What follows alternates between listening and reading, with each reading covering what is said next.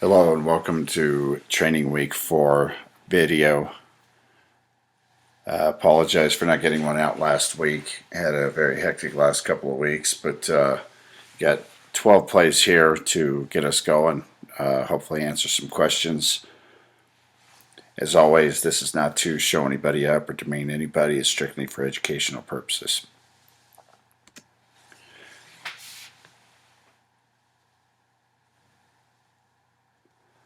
Play 1 is actually from 3 weeks ago, but I just got a hold of it the other day. This is a great example of an exception on a catch and completion of the catch. I'll let it run through the first time here. You see he catches it, he hits the ground, the ball comes out. Anywhere on the field, that would absolutely be incomplete. There is an exception here, and you'll see when it plays through the next time. He actually does possess the ball, and as the rule book states, he makes an act common to the game. In other words, lunges towards the end zone, he makes a stiff arm, a dive, something to show that he has made another play, or a football move. So here we'll see it slowed down a little bit. Tough call, don't get me wrong. Right here he possesses it, he's got a foot down with control, so that meets part of the criteria. Now he needs to make an act common to the game, and when going to the ground, complete the catch. However, in this case, because breaking the plane at the goal line with possession would trump going to the ground, he possesses the ball, he's got a foot down, he's caught the ball, he breaks the plane. This is actually a touchdown. Very tough call. This is the one exception. Again, anywhere on the field, that would be incomplete. On a different note, the ball's on the ground. We give the bobble signal. Bobble would be actually if he caught the ball, but he was out of bounds. So we're telling people he bobbled it, but he was out. It's on the ground, it's just incomplete. If he caught the ball and he was on the sideline, we would give the out of bounds signal. So minor thing, but a little mechanical tip there.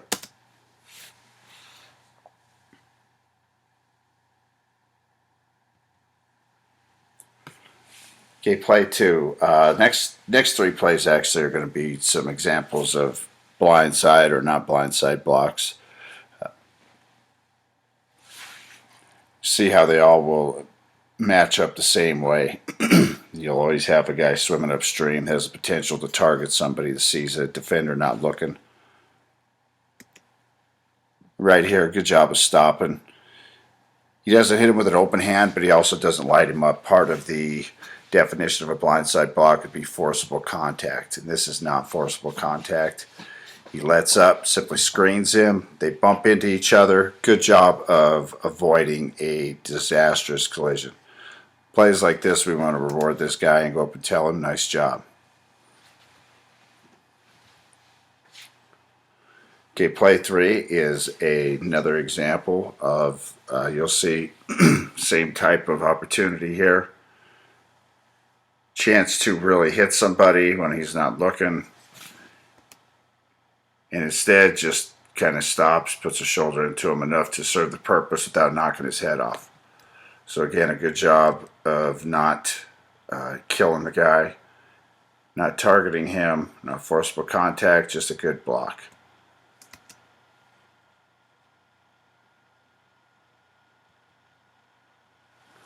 Okay, play 4 now. This is an actual example of what we would want for a foul, and we do get this. It's also, in my opinion, would meet the criteria for targeting. Rule 914, hit to the head or neck area on a defenseless opponent. If you watch this, it sure looks like he ear holes him. In NCAA or even here, if a coach were to submit this play early enough in the week, we could review it and a suspension could be implemented. This is late in the week. The play was not submitted, so we caught it upon review on ourselves, so no suspension is added, but just a heads up. It's a tough call, very tough angle for the head linesman down on the bottom of the screen. Best get would be either the side judge or the back judge would probably have the best angle to help with this. If you're not sure, don't call targeting. They have limited roster. We don't have replay, so again, if you're not sure, don't call it. But this is it sure looks like targeting, smells like targeting. Either way, great job of getting the foul down for a blindside block.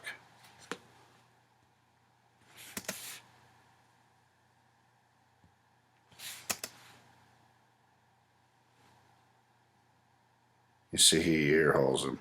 And of course, since that guy, even though he probably has a concussion, his helmet is knocked off by a penalty, so he would be allowed to stay in the game if he's okay. Good job getting the flag down, guys.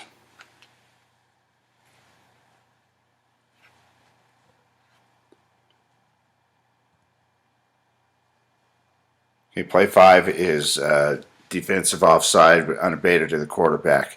Head linesman Dan Cronin on the bottom. Excellent job of shutting this down. Running in with urgency. This is exactly how we'd want to do it. If you see players are going at it, you could head down the line as well, but if not, at least go crashing in and go to the white hat like you are. One small thing, preliminary signal is great. Unfortunately, we have a flag on the top as well. Line of scrimmage official on the top should be showing the same urgency, and hopefully you would see each other and not give a prelim. But before you do, take a quick look across, make sure your partner doesn't have one, and then give a prelim. I would hate to have an offside and him have ruled a false start. So take your time on that, but something minor. Excellent job shutting that down and showing urgency.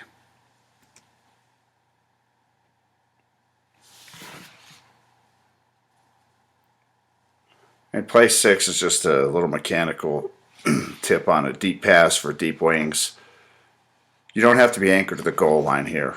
Goal line is no longer threatened.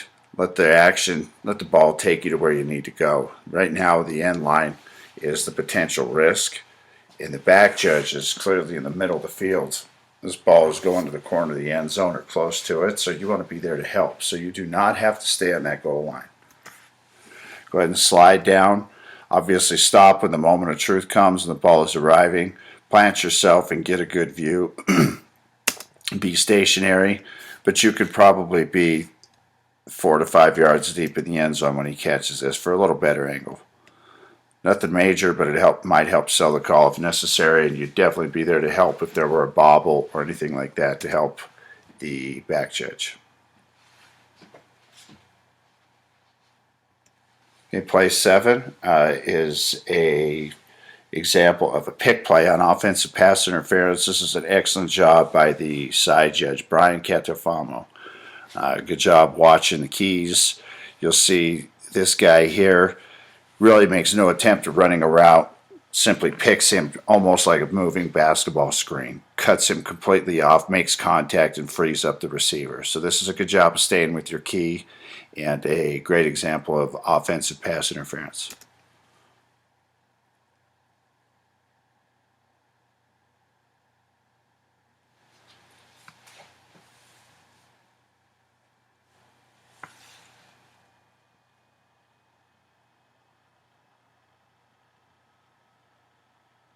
Okay, play 8.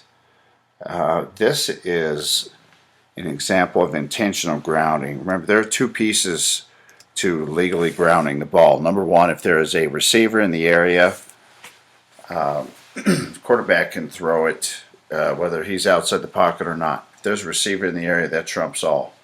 Second of all, the quarterback has to be under duress. So if he drops back and is not under duress, realizes he doesn't like his options, receivers have fallen down, they're running the wrong route, he can throw the ball away if he's not under duress. If he is under duress, then if there's a receiver in the area, that trumps all.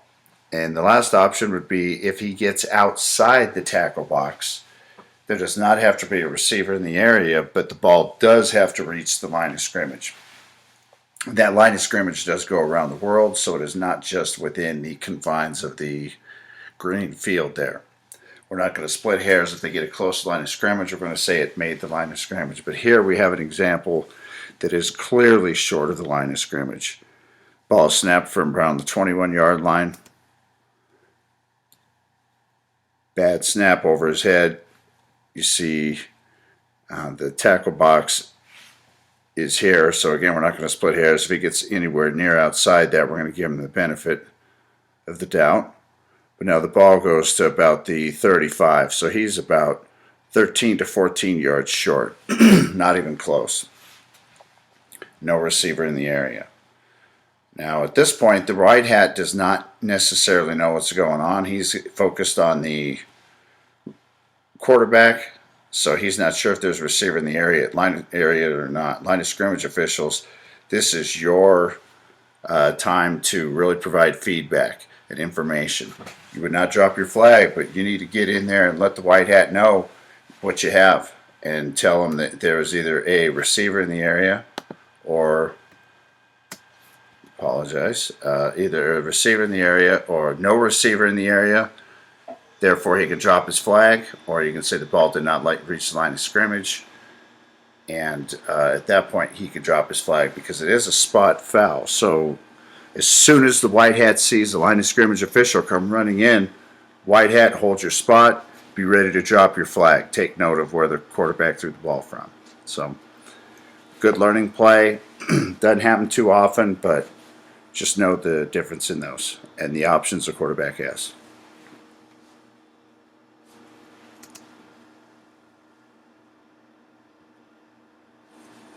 Okay, play 9 is it's a fake punt, actually. You see there's a scrimmage kick formation, so we do have a numbering exception rule where the numbers of 50 through 79 do not have to be intact on the line of scrimmage as long as they are in an actual scrimmage kick formation and there is a kicker in position to actually kick the ball. But remember, all trick plays have to be legal to the highest standards. Okay, so what we're going to have here is a nice fake punt trick play, just a simple pass. But as you see, one of the guys that takes off down the field is the center. Center is held to the same requirements as anybody else is a normal play. This is a punt, yes, he can release, but this is a pass play. So he still is limited to 3 yards before the ball is thrown. He's a good at least 5 to 6 yards when the ball is released. No one even covers him because they think it's a punt, but this is something that we want to get. Okay, the ball is snapped at the 17. He's at the 23, 24, whenever the ball is thrown. So keep in mind, have your antennas up on every play, because every play can be a trick play.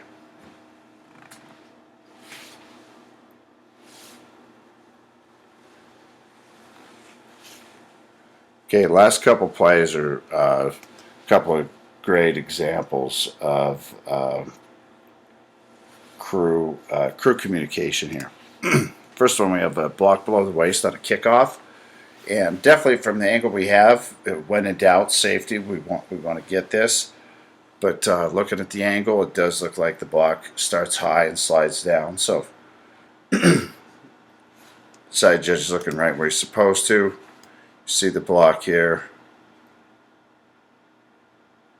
Actually starts up high, but because the angle he's at, he hits him in the chest, it can appear that he actually gets him right at the waist or a little low right here. Okay, so he gets his flag. He takes his time, and he's not in any big hurry. He's going to the white hat with what he has. And nice job by the white hat, Brad Halleck, here to talk to Brian and let him know how he saw it. Brian, with no ego, is happy to come off the flag. So this is just a great job in communication between a couple of crewmates. And they picked this up, and I think that's a correct pickup. Next play is another example of great communication. This is not a flag that's pickup, but we're going to have, you see that the ball is snapped at the 38-yard line here. We're going to have a defensive pass interference.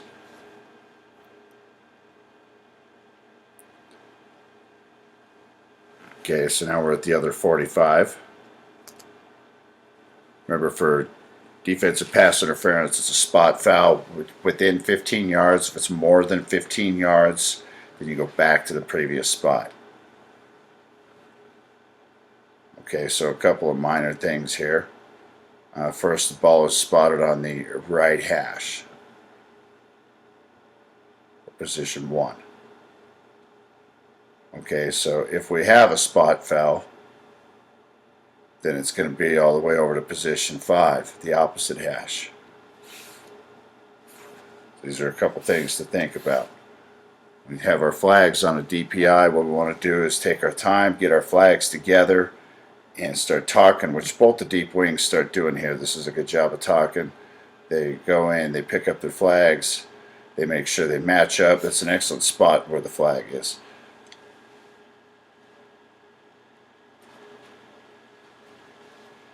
Okay, it looks like the white hat might be telling them where, I can't tell for sure if Cecil's telling them it should be the 47 or not, but crew, we want to start doing our math right here. We should know. We look a little confused here. The ball is spotted correctly if that is a spot foul. Okay, but now we realize, oh no, the ball's on the wrong yard line. We went 17 yards, it should be 15. We need to go back. So good job, Dan, in catching this. It's only 2 yards, but it could be more. The bad news is, and this is something minor, but this is a great learning opportunity for everybody. Because it's a previous spot foul, the ball should be on the right hash mark at the 47-yard line. Because it was not a spot foul where the foul occurred, but an actual previous spot. So minor detail, but should have been back to the 37-yard line or 38-yard line on the right hash and marked up 15 from there. So good learning opportunity, and all good job communication with the crew to at least get the yardage right.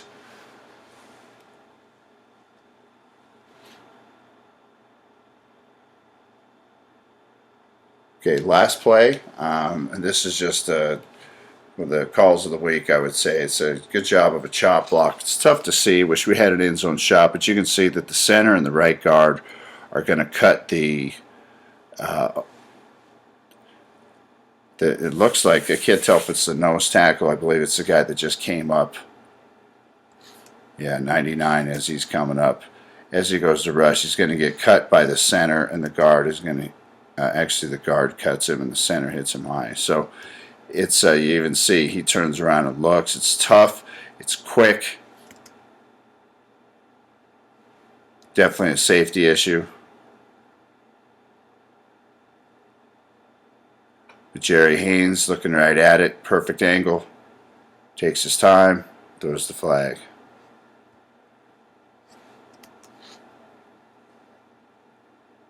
One more look.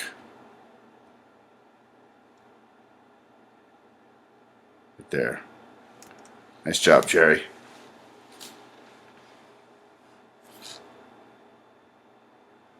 And that's going to conclude training video 4.